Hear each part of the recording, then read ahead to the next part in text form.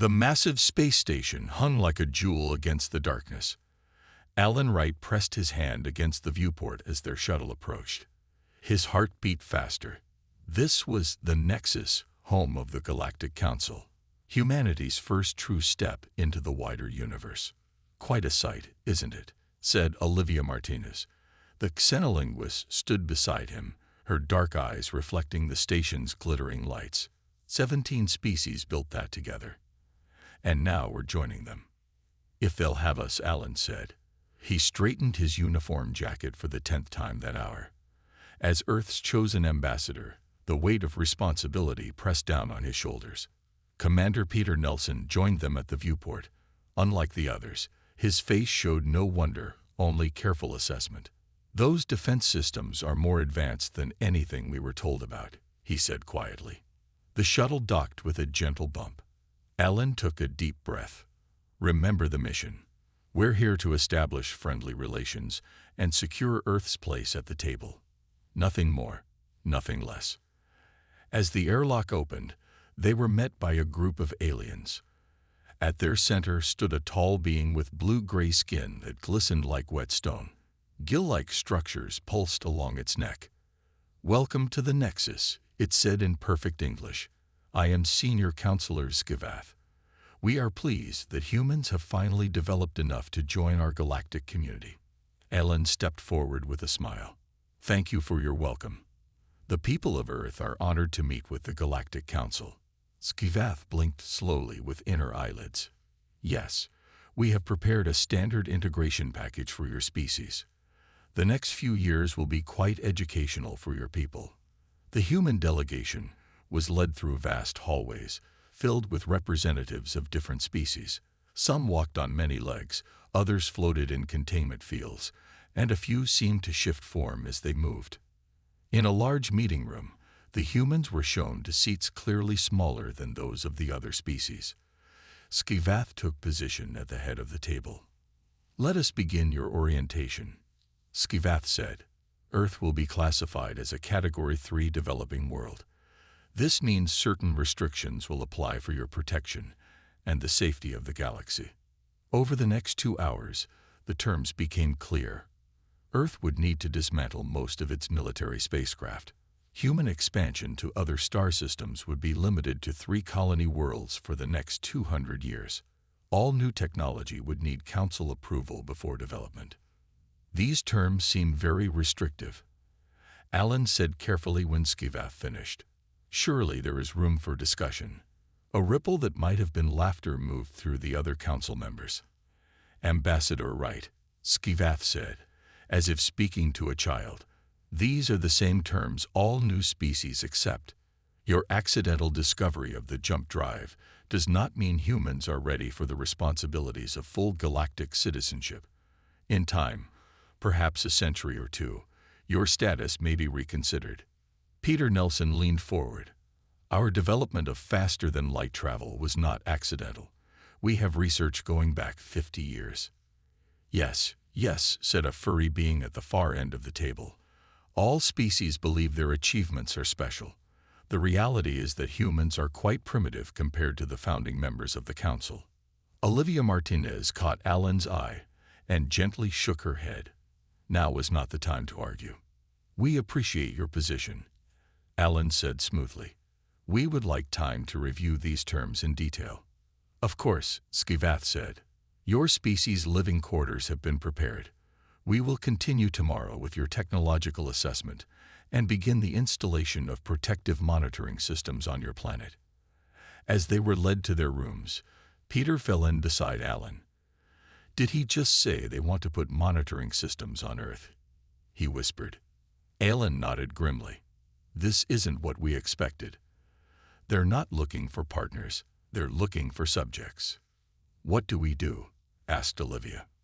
Alan watched as more council members passed them in the hall, not even glancing at the humans. "For now, we learn everything we can," he said, "but I'm starting to think humanity might be better off on its own." Weeks passed on the Nexus. Each day brought new lectures from council members who spoke to the humans as if they were children. Alan Wright sat through another meeting. his patience wearing thin as a six-armed alien explained basic physics principles that Earth scientists had understood for over a century. As you can see, this is why your propulsion systems are so inefficient. The alien concluded with what seemed like a smirk. With our guidance, humans might develop properly in a few generations. Alan exchanged glances with Olivia Martinez. Her normally calm face showed strain from these daily sessions. "Thank you for the explanation," Alan said politely. "Our engineers would be interested in discussing some of our recent innovations.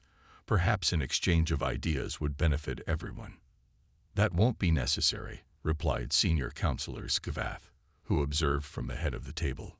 "The integration package we've prepared contains all the technology humans are ready to receive." Later, in their private meeting room, the human delegation gathered. Lissa Palmer, their chief engineer, paced angrily. "They won't even look at our designs," she fumed. "I tried to show them our antimatter containment system, and they acted like I was a child showing off a crayon drawing." Commander Nelson nodded grimly. "It's the same with their military representatives. They expect us to dismantle our defense fleet and rely on their protection, but they won't share any details about threats in our region of space." "It's becoming clear that equality isn't on the table," Alan said. "They've already decided we're inferior. The question is, what do we do about it?" Olivia leaned forward. "I've been speaking with some of the newer council species. The Dravanians only joined 40 years ago, and they're still under severe restrictions. They're centuries ahead of us technologically, but they're treated as second-class members.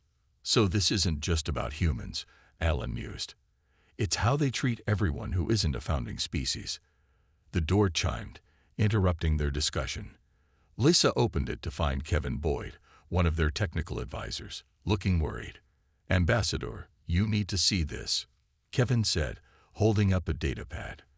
"I was examining the specs for those protective monitoring systems they want to install around Earth." The group gathered around the screen as Kevin pointed out key details. "It's not just monitoring," he explained. "These devices can actually disable any technology they deem unauthorized and report all our research activities directly to the Council." "They want to keep us in a cage," Commander Nelson said darkly. Alan was silent for a long moment. "I've tried diplomacy. I've tried to build bridges, but they've already decided who and what we are." He stood up straight. "It's time to show them they're wrong about humanity." The next day, Alan requested an emergency session with the full council. All 17 senior representatives gathered, looking annoyed at the interruption to their schedule. "I'll be brief," Alan began. "After careful consideration, Earth is withdrawing from the admission process." Murmurs rippled through the chamber. Skivath's gills fluttered in surprise. "This is most unusual," the senior counselor said. "Perhaps you misunderstand the honor being offered to your species." "We understand perfectly," Alan replied. "We came seeking friendship between equals. We will not accept being treated as inferiors. Humanity will find its own path among the stars." "This is foolishness," huffed a reptilian counselor. "Your primitive world cannot survive alone in this dangerous galaxy." Commander Nelson stepped forward. "We survived on Earth for thousands of years. We'll take our chances. The Council's protection is not offered twice," Skivath warned. "Reconsider this emotional decision. Our decision is final." Alan said firmly. "We depart tomorrow for Earth. Any council members who wish to establish genuine diplomatic relations are welcome to contact us there." As they left the chamber, Olivia whispered, "Do you think we're making a mistake?" Alan watched the stunned faces of the council members. "No, I think we're finally doing something right. They need to learn that humans won't be controlled." "What happens now?" Lissa asked. "Now," Alan said, "we show the galaxy what humans can really do." The Grand Council chamber seemed quieter without the humans. 3 months had passed since Ambassador Wright and his delegation departed. Many council members were relieved to see the troublesome humans go. "They will return soon enough," Senior Counselor Skivath assured the others. When they face their first space pirate attack or resource shortage, they will beg for our protection. But the expected call for help never came. Instead, disturbing reports began to arrive. Human ships had been spotted in distant systems, establishing mining outposts and research stations far beyond what the Council believed Earth technology could reach. In a private meeting room, Scivath met with his closest advisors.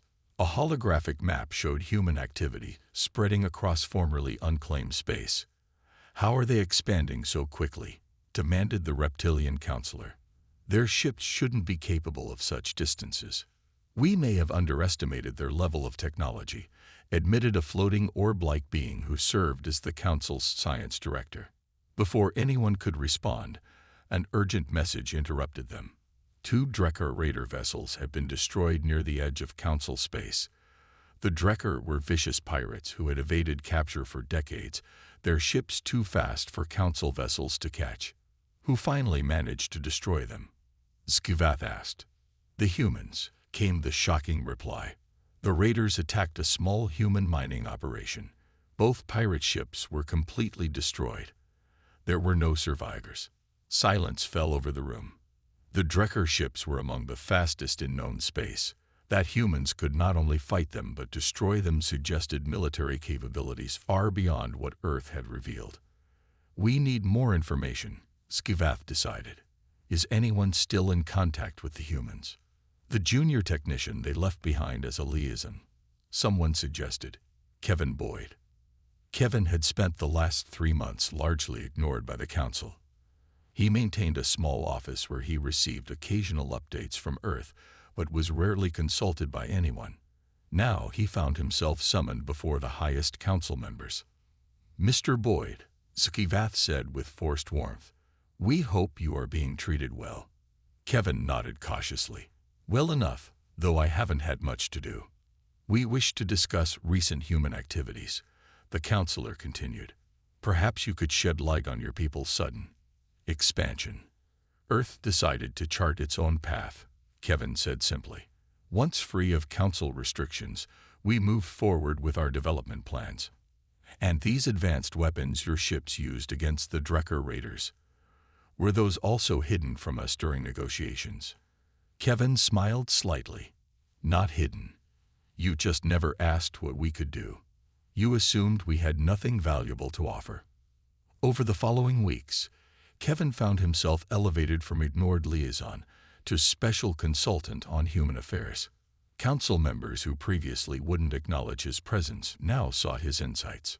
Reports continued to arrive of human achievements that defied Council expectations. Earth ships now protected their own trade routes. Human colonies were thriving on worlds the Council had deemed too hostile for settlement. Most disturbing to the Council leaders, some of the newer Council species had begun reaching out to Earth directly, bypassing Council authority to establish independent relations. "We may have made a miscalculation," Scivath admitted privately to his inner circle. "These humans are more capable than we assumed." "Should we reconsider our approach?" asked the counselor. "Perhaps offer them better terms?" "Not yet," Scivath decided. "Let them enjoy their little rebellion. When they face a true threat, they will realize they need the Council's collective wisdom and protection. No single species can survive alone in this galaxy for long." As if in answer to his words, long-range sensors throughout Council space began detecting unusual activity from the galactic rim. Something large was moving toward Council territory. "The Vespide High ships," reported a military officer, her voice tight with fear. "More than we've ever seen before. It appears they've launched a full-scale invasion." Scivath stared at the sensor readings in horror. The humans might soon be the least of their problems. The emergency alarms rang throughout the Nexus. Council members rushed to the Central Command Center where a massive display showed the progress of the Vespida fleet. The hive mind species had been held at bay for centuries through careful treaties and buffer zones. Now they had broken those agreements with overwhelming force. "We've lost contact with the Proxenus outpost," reported a communications officer. "That's the 3rd system to fall in 2 weeks." Scivath's gills pulsed rapidly with stress. "What about our defense fleet?" "Scattered or destroyed," replied the military commander. "The Vespida numbers are beyond anything we've faced before. They're using new tactics that our ships aren't prepared for." The Council's military analysts projected their findings onto the main display. Red warning symbols spread across the map of Council space. "At current pace, the Vespidae will breach our core systems within 6 months," a strategic advisor explained. "Our combined defensive fleets simply lack the numbers to stop them." Panic spread through the gathered councilors. Some called for immediate evacuation of border worlds. Others suggested desperate diplomatic offerings to appease the Vespidae. In the chaos, Kevin Boyd watched silently from a corner. Finally, he spoke up. "What about asking Earth for help?" The room fell quiet. Skivaf turned to the human with a mix of desperation and pride on his face. The humans, what could they possibly do against a threat that has overwhelmed our combined fleets? Kevin shrugged. "You saw what they did to the Drekker ships. And that was just a small mining operation defending itself, not our actual military forces." The councilors exchanged uncertain glances. Their need was desperate, but reaching out to the humans would be a humiliating admission of failure. "We should at least try," suggested Elthora, a tall, graceful being known for her diplomatic skills. "I volunteer to lead a mission to Earth." After heated debate, the council approved the mission. Elthora would travel to Earth with a small delegation that included Kevin Boyd to facilitate introductions.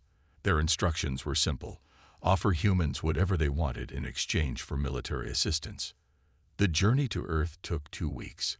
As their ship dropped out of faster-than-light travel, the delegation gasped at what they saw. Earth orbit was filled with activity. Massive space stations, shipyards, and defense platforms that hadn't existed 3 months earlier. "How did they build so much so quickly?" whispered a council engineer. "We've been busy," Kevin said with a small smile. The delegation was escorted to a large underground complex beneath a mountain range. There they were introduced to Frank Donovan, Earth's newly appointed Secretary of Interstellar Relations. "Welcome to Earth," Frank said, his expression neutral. "I understand you've come a long way to speak with us." Elthora stepped forward with the grace that had made her the Council's premier negotiator. "Secretary Donovan, the Galactic Council faces an unprecedented crisis. The Vespidae hive mind has launched a massive invasion of Council space. 3 systems have already fallen, and our analysts project total collapse of our defensive perimeter within months." Frank's face remained impassive. "I'm familiar with the Vespidae from our historical research. Aggressive, hive-minded insectoids with a drive for constant expansion. We've been monitoring their movements." Elthora blinked in surprise. "You've been monitoring them? How?" "We have our methods," Frank said simply. "Please continue." "The Council requests Earth's military assistance in this crisis," Elthora said. "In exchange, we are prepared to offer generous concessions." She presented a datapad listing the Council's offers: access to advanced technologies previously deemed too sensitive for humans, territorial rights to 12 unclaimed star systems, and most significantly, a seat on the Council itself with equal voting powers to the founding members.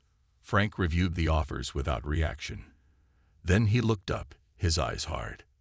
"The same Council that wanted to restrict our development now wants our protection," he observed. "Circumstances have changed," Elthora said softly. "Yes," Frank agreed. "They certainly have." He stood up. "I need to consult with our leadership. You'll have our answer in 3 days."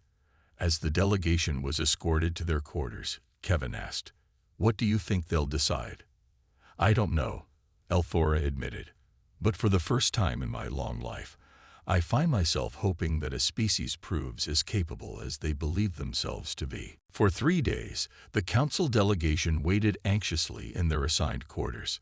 Through reinforced windows, they watched military vehicles coming and going from the mountain complex. Occasionally, they glimpsed ships taking off into the sky, their designs unlike anything the Council had ever developed. Elthora spent hours reviewing reports from Council space. The news grew worse with each update. A fourth system had fallen to the Vespidae. Refugee ships were overwhelming border stations. The Council fleet had managed one small victory, but at the cost of 3 capital ships. On the morning of the third day, Frank Donovan arrived with a security team to escort them to a large conference room. Inside, they found representatives from Earth's nations and military gathered around a circular table. The room fell silent as they entered. "The United Nations Security Council has reached a decision," Frank announced. "Secretary General Harris will address you now." An older woman with silver hair stood. "Representatives of the Galactic Council, we have carefully considered your request for military intervention against the Vespidae threat. This was not an easy decision." The Council delegates held their breath. "Earth will commit forces to combat the Vespidae invasion," she continued. "However, we will not do so under Council command or oversight. We will fight as an independent power, coordinating with Council forces, but maintaining separate command structures." Murmurs broke out among the human officials. Elphora stepped forward. "We are grateful for your assistance, but may I ask why you choose to fight at all? You left the Council. This could be viewed as not your concern." A military officer spoke up. "We've studied the Vespidae extensively since learning of them. Their hive mind expansion doesn't stop. If they consume Council space, Earth would eventually face them alone. Better to fight them now, with potential allies, than later when we stand alone." "I understand," Elphora said. "And your terms?" Frank handed her a datapad. "These are our conditions. Non-negotiable." Elphora read quickly, her expression growing troubled. The humans demanded full independence from Council regulations, open trade with all species, and permanent rights to expand into unclaimed systems without oversight. Most significantly, they required that the Council reform its structure to eliminate the tiered membership system that had kept newer species subservient to founding members. "These demands go beyond our authority to grant," Elphora said carefully. "Some would require fundamental changes to how the Council has operated for thousands of years." "Then perhaps it's time for change," said Secretary General Harris. "Your founding members have grown comfortable with their power. That complacency has left you vulnerable to the Vespidae. We won't help preserve a system that would treat us, or any sentient species, as lesser beings." Elphora looked around the room at the human faces. They showed no fear, only determination. In just 3 months since leaving the Council talks, they had transformed their world's orbital infrastructure and military capabilities. What might they accomplish if truly motivated? "I must consult with Senior Counselor Skivath," she said finally. "Of course," Frank replied. "But understand that while you deliberate, the Vespidae advance. Our ships are ready to launch immediately if our terms are accepted." The communication with the Nexus was tense. Skivath's image flickered as he reviewed the human terms. "This is outrageous," he sputtered. "They would use our crisis to force radical changes to the Council itself." "With respect, Senior Counselor," Elphora said, "we have few options. The humans have built defenses in 3 months that would take us years to match. Their technology may be our only hope against the Vespidae." Kevin Boyd, standing nearby, added, "The Council assumed humans would come crawling back. Instead, you're the ones who came to us for help. Maybe it's time to reconsider who needs whom." After hours of heated debate, Skivath gave his reluctant approval. "Tell the humans we accept their assistance under the stated terms, but make it clear this is a temporary arrangement until the crisis is resolved." Elphora returned to the human leaders with the Council's answer. "The Council accepts your terms," she announced. Frank nodded. "Then our forces will deploy immediately. Commander Rodriguez will lead our first strike teams. We suggest your military coordinates with hers to prepare for what comes next." As the meeting dispersed, Elphora approached Frank privately. "You knew we would have no choice but to accept, didn't you?" Frank's expression softened slightly. "The galaxy is changing, Elphora. The Council can change with it, or be left behind. Either way, humanity will find its place among the stars." 2 months after Earth's agreement to help, the Council Military Command gathered in their Strategic Operations Center. The massive display showed the front lines of the Vespidae invasion.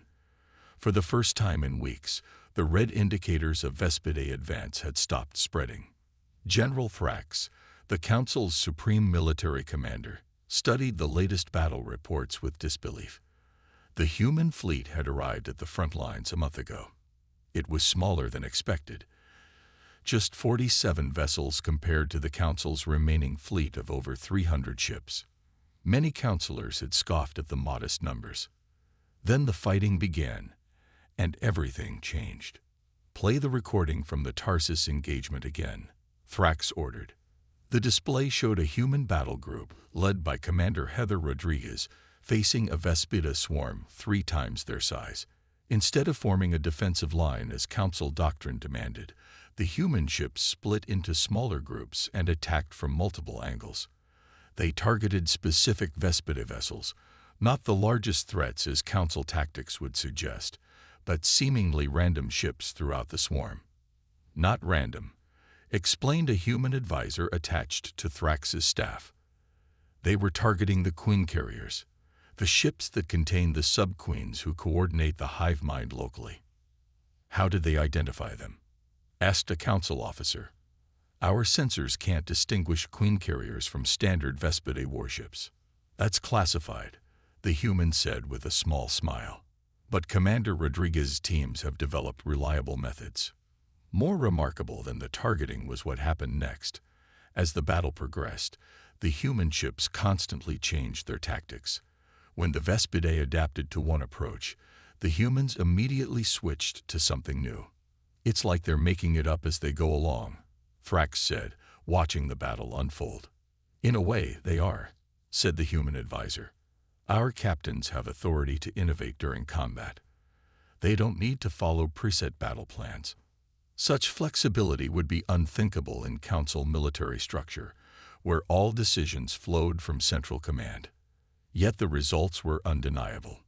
In just 1 month, the humans had halted the Vespidae advance that had seemed unstoppable for the previous 3. On the front lines, Commander Heather Rodriguez led a small team on a daring mission. Their stealth ship approached a massive Vespida hive vessel. Unlike the rigid, formal Council officers she'd met, Heather ran her operation with calm efficiency mixed with casual humor. "Status on the drone swarm, Doug?" she asked her chief engineer. Doug Collins looked up from his console. "Ready to deploy, Commander. 2,000 units prepped with the confusion protocols. Launch when we're in optimal range," Heather ordered. "Remember everyone, we get 1 shot at this. If we can take out this hive queen, the entire sector force will lose coordination." The humans had discovered something the Council had missed in centuries of conflict with the Vespidae. The hive mind wasn't a single consciousness, but a network of queens and sub-queens. Disrupt that network, and the fearsome Vespidae became disorganized and vulnerable. When they reached launch position, Doug released the drone swarm, tiny machines that emitted signals mimicking queen commands. The Vespida defenses targeted some but missed most. The swarm infiltrated the massive hive ship, their contradictory signals throwing the Vespida communication into chaos. In the confusion, Heather's team launched precision strikes against the ship's vital systems. Within hours, the hive vessel was crippled, its queen unable to coordinate the thousands of ships under her control. Back at Council headquarters, General Thrax watched in amazement as Vespidae ships across an entire sector began to drift or fight each other, their unified purpose shattered. "Impossible," whispered a Council strategist. "We've fought the Vespidae for centuries. How did humans discover their weakness in mere months?" "Perhaps," Thrax said slowly, "we should have spent more time listening to new ideas instead of assuming our ancient wisdom was always superior." A communication alert sounded. Commander Rodriguez's face appeared on screen. "Sector 7 is secure, General," she reported. "The Vespidae are in retreat. Request permission to advance into Sector 8. Thrax looked at his Council officers, then back at the human commander. For the first time in his long military career, he found himself in the uncomfortable position of taking orders from a species he'd once considered primitive. "Permission granted, Commander," he said. "Lead the way." 3 months later, the council chamber buzzed with nervous energy. The Vespidae threat had been pushed back beyond their original borders.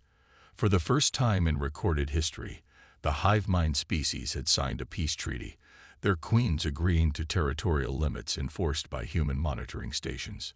Today, Ambassador Alan Wright was returning to the Nexus. The same human who had walked away from the council in anger was now coming back in triumph.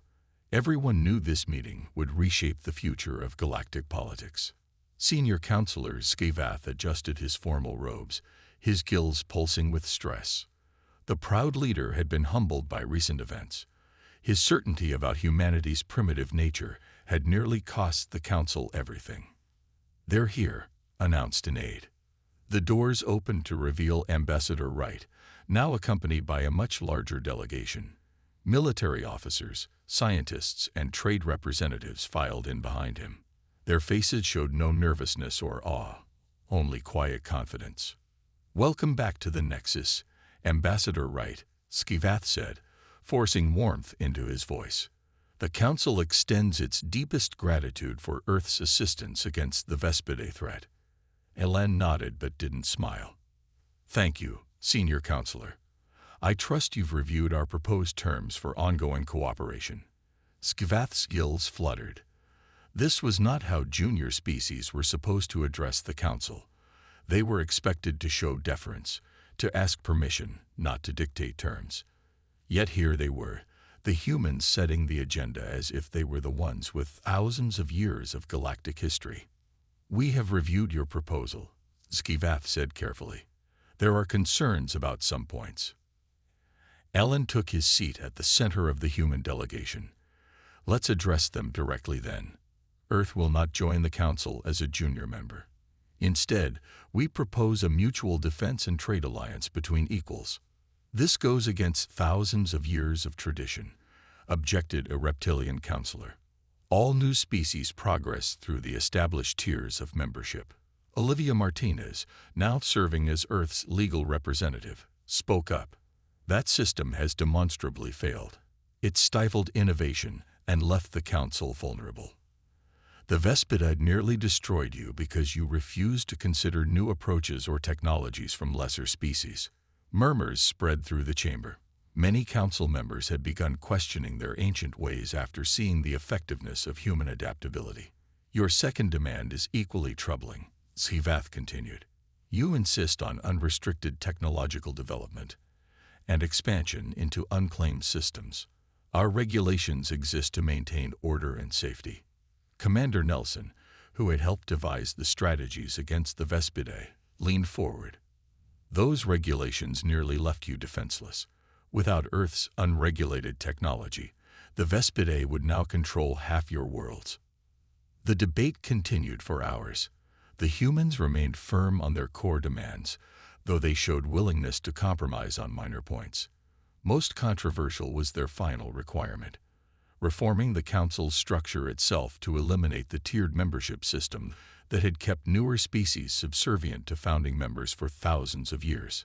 "This is revolutionary," Skivath said, his voice quiet. "You ask us to dismantle our entire governance system. We ask you to evolve," Alan replied. "To recognize that age doesn't always equal wisdom, and that new perspectives have value. The species you've kept at the bottom tiers have innovations and insights you've ignored for centuries." As the council members looked at each other uncertainly, a voice spoke from the back of the chamber. It was a representative from one of the newer council species. "The humans are right," she said boldly. "My people joined the council 2 centuries ago. We still cannot vote on major decisions or develop our own defense systems. Yet when the Vespidae came, our worlds fell first, while the founding members protected their own." Others began to speak up, representatives from species who had long accepted their subservient roles, but now saw an alternative. The humans had shown it was possible to challenge the old order. Skivath looked around the chamber, seeing the momentum building. The proud counselor faced a choice: accept radical change, or watch the council become irrelevant as species increasingly aligned themselves with the dynamic humans instead.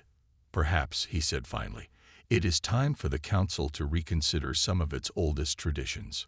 Alan nodded slightly, satisfaction in his eyes. That, senior counselor, is a start. 5 years passed. The massive space station orbiting Jupiter gleamed in the sunlight as ships from dozens of worlds docked at its many ports. This was Unity Station, headquarters of the new Interstellar Alliance. Dr. Olivia Martinez stood at the viewport of the Grand Assembly Hall, watching as delegations arrived for the 5th anniversary gathering. As Earth's senior ambassador, she had helped shape this new galactic community from its beginnings. "Quite a change from the Nexus, isn't it?" said a familiar voice. Olivia turned to see Elthora, the former council negotiator who had become one of her closest allies during the reforms. The tall, graceful being had been among the first to support the human-led changes. "Almost hard to believe it's only been 5 years," Olivia agreed. "Sometimes I still expect to wake up back on that first shuttle to the Nexus, with Alan worrying about his uniform." The old council was gone. In its place stood the Interstellar Alliance, where all member species had equal standing regardless of how long they had been spacefaring. The former council races had resisted at first, but as more and more species aligned with Earth, they had eventually accepted the inevitable. The assembly hall filled quickly. Representatives from former council worlds mingled with delegations from dozens of previously marginalized species who now had equal voices. Most surprising to many were the Vespidae observers standing quietly in one corner, their first peaceful contact with other species. The research cooperation reports are especially impressive, Elthora noted as they walked toward their seats. The medical advances from the joint human-Dravanian project would never have happened under the old system. Collaborative research teams composed of multiple species had achieved breakthroughs that none could have managed alone. Technologies that had been hoarded by the founding council races were now being improved upon by newer members with fresh perspectives. Alan Wright, now serving as Earth's Secretary of Galactic Affairs, took the podium to open the session. 5 years ago, we faced a galaxy divided by ancient hierarchies and threatened by the Vespidae expansion, he began. Today, we stand united, with even our former enemies working toward peaceful coexistence. The peace treaty with the Vespidae had been his greatest achievement. By understanding their hive mind biology better than the Council ever had, humans helped negotiate terms that respected Vespidae needs while protecting other species. The treaty wasn't perfect, but it had held for 5 years, longer than any previous agreement with the hive mind. After the formal opening, Olivia found herself in a quieter side chamber with Elthora and Skuvath, the former senior counselor who now served as a regular representative of his people. "I must admit," Skuvath said, his once commanding voice now humbler, "when you humans first walked away from our talks, I was certain you were dooming yourselves. And we nearly lost everything by dismissing you." Elthora added, "If you hadn't come to our aid against the Vespidae." Olivia looked through the window at the Earth hanging in the distance, beautiful and blue. "We almost didn't," she confessed. "There were many in our government who wanted to let the Council fall, to let you face the consequences of your arrogance." "What changed their minds?" Skuvath asked. "We realized that would make us no better than the old Council," Olivia explained. "True strength isn't in dominating others or letting them suffer. It's in helping build something better together." A young aide approached, informing them that the next session was about to begin. This one would address new threats detected beyond the galaxy's edge, challenges that would require all species to work together.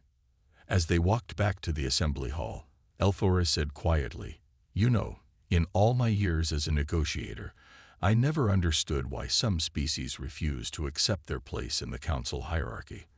I thought they were simply being difficult." "And now?" Olivia asked. "Now I understand that sometimes the best way to earn respect isn't to demand it," Elthora replied, "but to walk away until others realize your true value." Olivia smiled as they entered the hall where former enemies now worked side by side. Humanity had not only found its place among the stars, but had helped create a new kind of community there. not by conquering or dominating, but by simply refusing to accept an unjust status quo. As representatives from 100 worlds took their equal places at the table, Olivia knew that the true legacy of humanity's stand wasn't the respect they had earned, but the better galaxy they had helped create for all.